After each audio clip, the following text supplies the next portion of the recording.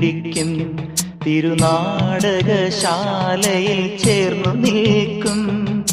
നാലാളറിയെ കൈപിടിക്കും, തിരുനാടകശാലയിൽ ചേർന്നു നിൽക്കും. യമുനാ നദിയായി കുളിരലയിളകും നിലവിൽ അമ്പലപ്പുഴി ഉണ്ണിക്കണ്ണനോടു നീ എന്തു പരിഭവം മെല്ലയോതി വന്നുവോ.